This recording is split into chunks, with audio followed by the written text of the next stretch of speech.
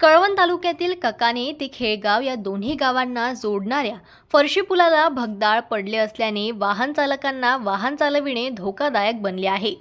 गेल्या अनेक दिवसांपासून फरशी पूल हा दळणवळणासाठी घातक बनला आहे।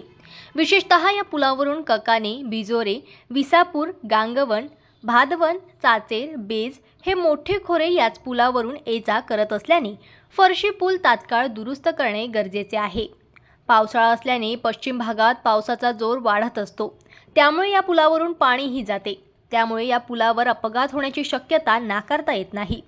म्हणून हे खड्डे बुजविण्याची गावकऱ्यांची मागणी जय आदिवासी युवा शक्ती या सामाजिक संघटनेने निवेदनाद्वारे जिल्हा परिषद बांधकाम विभागाकडे केली आहे। यावेळी संघटनेचे नाशिक जिल्हाध्यक्ष श्री भगवान खिल्लारी, श्री पांडुरंग गायकवाड, संघटनेचे राज्य विधी सल्लागार ॲडव्होकेट निलेश राऊ ठाकरे, युवराज थेल, सुनील गवळी, संजय गायकवाड, विनायक गायकवाड, गणेश पवार आदी संघटनेचे सदस्य उपस्थित होते।